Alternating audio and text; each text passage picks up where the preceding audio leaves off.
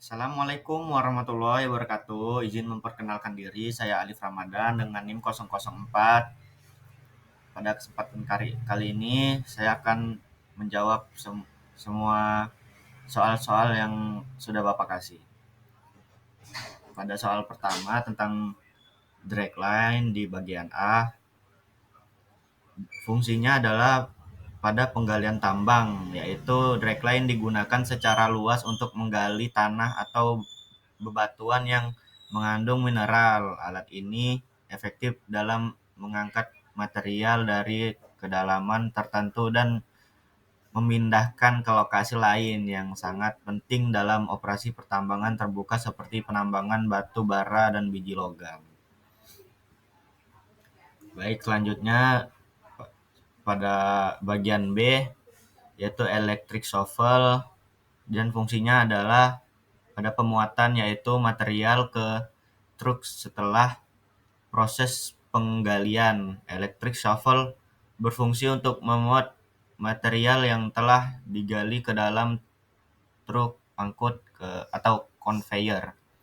Desain bucket yang dasar memungkinkan pemuatan cepat sehingga meningkatkan produktivitas dan efisiensi operasional di lokasi tambang.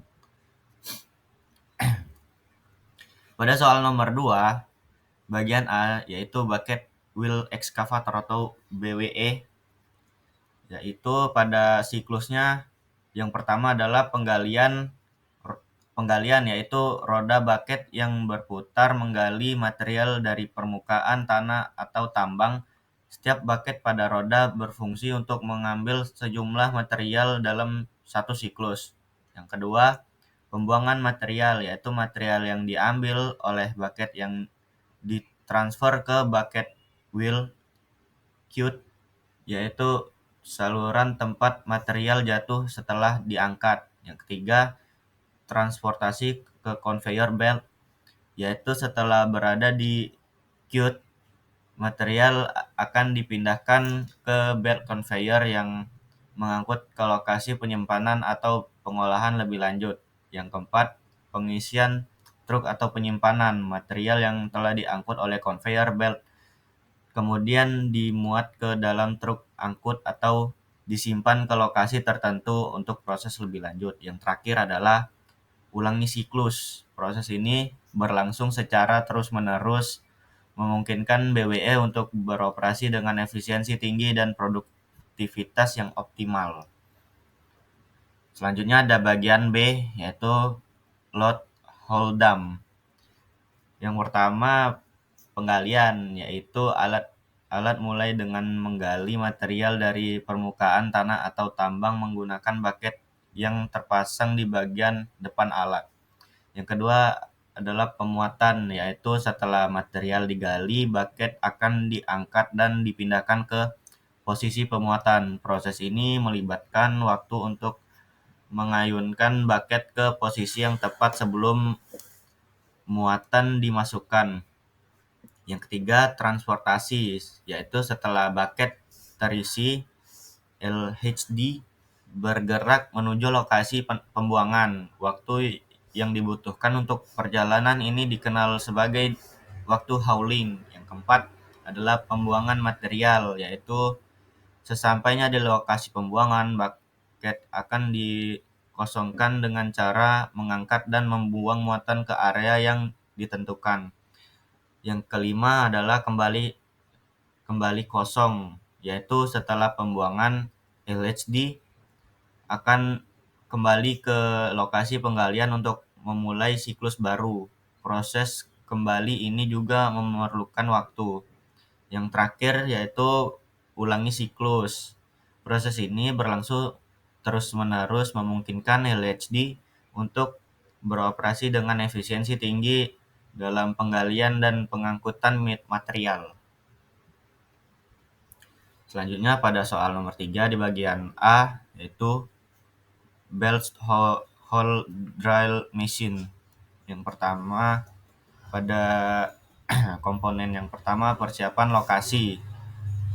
Sebelum pengeboran dimulai, lokasi harus dipersiapkan dengan memastikan bahwa area tersebut bebas dari hambatan dan aman untuk operasi.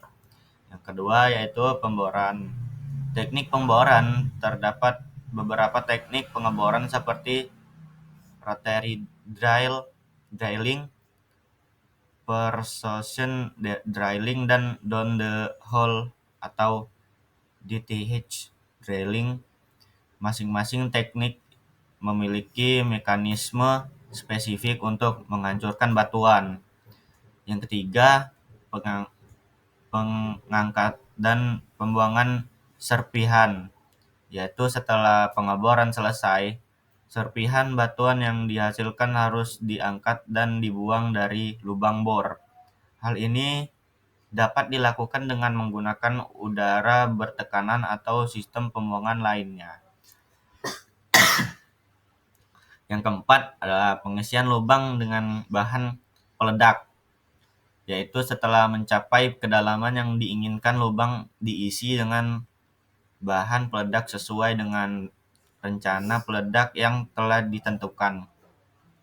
Yang terakhir adalah pemeriksaan dan pemeliharaan. Setelah operasi selesai, penting untuk memeriksa kondisi mesin dan melakukan pemeliharaan rutin agar peralatan tetap berfungsi dengan baik untuk operasi selanjutnya. Selanjutnya ada bagian B, yaitu ban berjalan pada belt conveyor.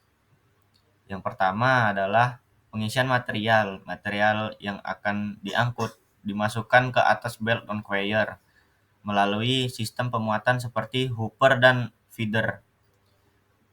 Proses ini biasanya dilakukan secara otomatis untuk meningkatkan efisiensi. Yang kedua adalah transportasi, yaitu setelah material berada di atas belt, sistem belt conveyor berfungsi untuk menggerakkan material tersebut dari titik awal ke titik tujuan. Belt yang berputar mengangkut material secara horizontal, yaitu miring atau miring, tergantung pada desain sistem. Yang ketiga adalah pembuangan material, yaitu saat mencapai ujung conveyor, material akan dibuang ke lokasi yang ditentukan seperti tempat penyimpanan atau fasilitas pemrosesan. Proses pembuangan ini dapat dilakukan dengan menggunakan sistem gravitasi atau mekanisme lain.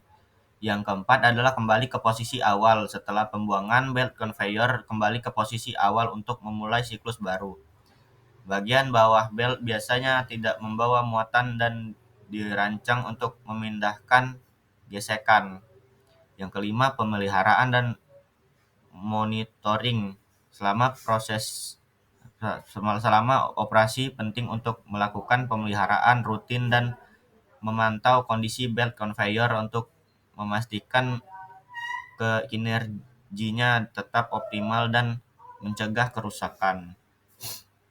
Pada soal nomor terakhir, yaitu nomor 4, pada roof bolters, komponen yang pertama yaitu drill head.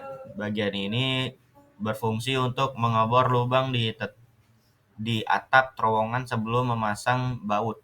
Drill head biasanya dilengkapi dengan bit pengeboran yang dirancang khusus untuk menghancurkan batuan. Yang kedua adalah rock bolt, baut batuan yang dipasang setelah pengeboran, berfungsi sebagai penyangga utama untuk menahan atap terowongan.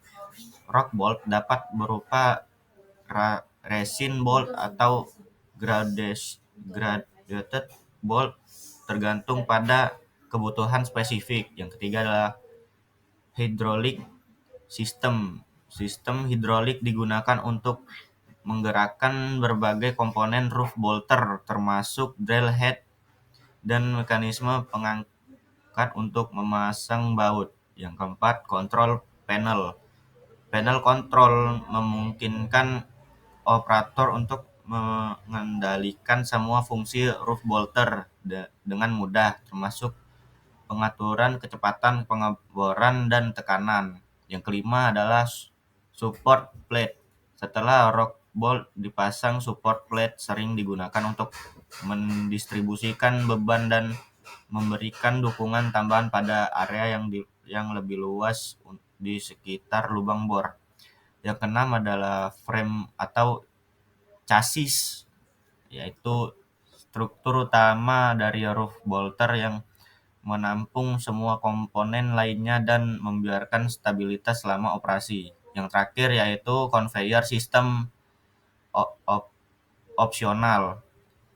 Beberapa roof bolters dilengkapi dengan sistem conveyor untuk mengangkut material hasil pengeboran ke lokasi lain secara otomatis. Sekian dari saya. Terima kasih. Wassalamualaikum warahmatullahi wabarakatuh.